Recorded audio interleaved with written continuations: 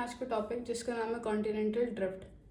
Continental drift का जो है मेन एम जो है हमारा वो था distribution of oceans and continents को एक्सप्लेन करना कि ओशन और कॉन्टिनेंट्स किस तरह से जो है ग्लोब पर हैं और अगर हैं तो इस तरह से क्यों हैं।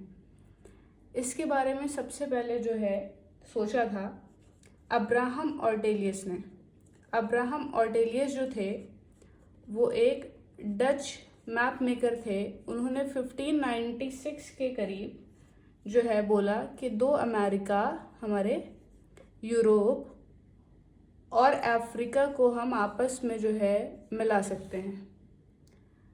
इन्हीं को सुनने के बाद फिर एंटोनियो पेलेग्रिनी कहते क्या हैं, उन्होंने 3 कॉन्टिनेंट्स को, ठीक है, अमेरिका, यूरोप और अफ्रीका को है जोड़ के दिखा दिया। ठीक है, 3 कॉन्टिनेंट्स को इन्होंने जो है आपस में मर्ज करके एंटोनियो पेलेग्रिनी ने दिखा दिया। फिर आते हैं अल्फ्रेड वेगनर। इन सब के बाद में अल्फ्रेड वेगनर, ये जो भाई ये मेन इंसान है, इन्होंने पूरा का पूरा एक जो है अपना थ्योरी दे डाला इसी के ऊपर, जिसका नाम कॉन्टिनेंटल ड्रिफ्ट है और जिसे आज हम पढ़ने जा रहे हैं।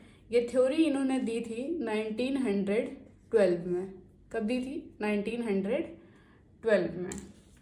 इस कॉन्टिनेंटल ड्रिफ्ट थ्योरी के कोर में जो है इन्होंने बोला कि जो भी कॉन्टिनेंट्स हैं वो पहले एक हुआ करते थे। एक पूरा लैंडमास जो है इन कॉन्टिनेंट से फॉर्म होता था, भरा पूरा लैंड फॉर्म, जिसका इन्होंने नाम दिया पैंजिया। पैन मतलब ऑल और जिया मतलब अर्थ। इसका मतलब था ऑल अर्थ। फिर ये जो भी वाटर बॉडी है, पूरी वाटर बॉडी, इसको इन्होंने नाम दिया पैंथालसा। पैंथालसा मतलब all ocean. Pangaea means all earth and Panthalassa means all ocean.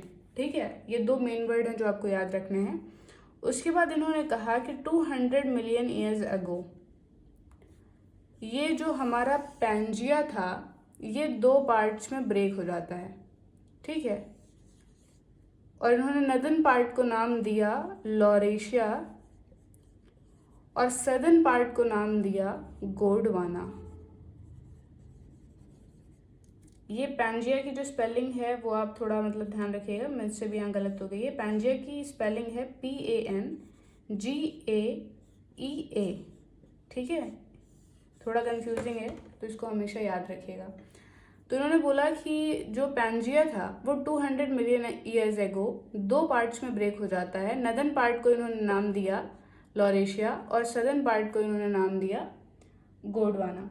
और फिर धीरे धीरे ये ब्रेक होते गए और आज जो हम लोग ग्लोब देखते हैं, अर्थ देखते हैं, जिसपे कॉन्टिनेंट 7 कॉन्टिनेंट्स इधर उधर हैं, वो एग्जैक्ट पोजीशन धीरे धीरे आ गई।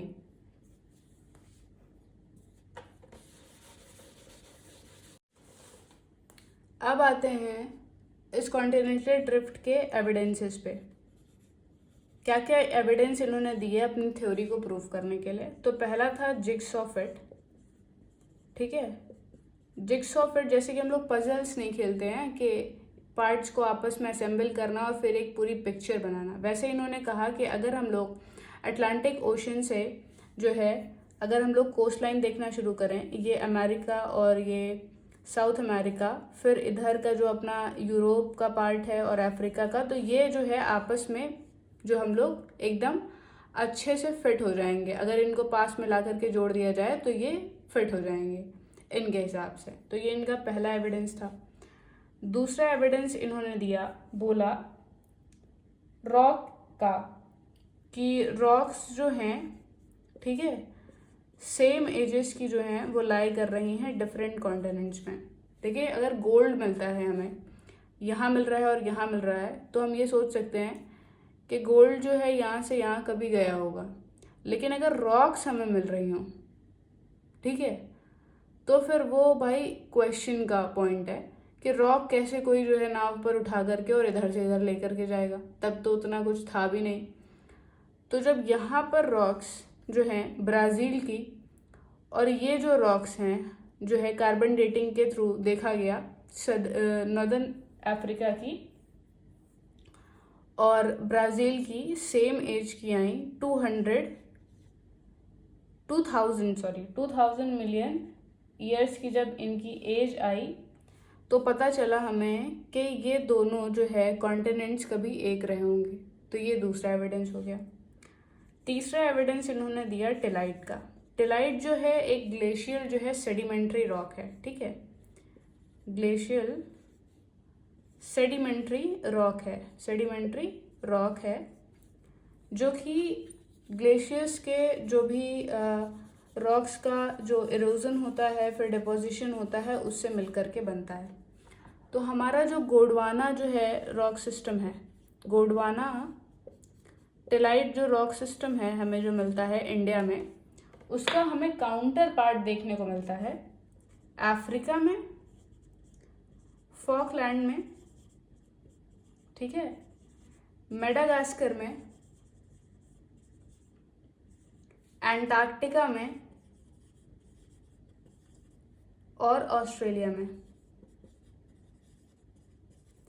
अब ये जो टिलाइट फॉर्मेशन है ये थोड़ा स्पेशल है क्योंकि ये टिलाइट जो है गोंडवाना रॉक सिस्टम का ये थोड़ा सा थिक है, जो कि हमें ये बताता है कि एक प्रोलॉन्ग ग्लेशिएशन पीरियड रहा होगा जब ये रॉक्स बनना शुरू हुई। और साथ ही साथ जो है हम लोगों को कॉन्टिनेंट्स की ड्रिफ्टिंग का भी इसी से जो है एक आइडिया लग जाता है कि टिलाइट फॉर्मेशन जो है साथ में रहा होगा, एक ही जैसी अगर रॉक्स हैं तो, और फिर ये आपस में जो है अलग हो गए होंगे किसी न किसी वजह से। नेक्स्ट इन्होंने फोर्थ रीज़न दिया, एविडेंस दिया प्लेसर डिपॉजिट का, ठीक है, प्लेसर डिपॉजिट्स का। इन्होंने बोला कि जो हमारा ये ब्राज़ील है, ठीक है, गोल्ड बियरिंग जो वेन्स हैं वो यहाँ मिल रही हैं हमें ब्राज़ील में, और गोल्ड हमें मिल रहा है घना में।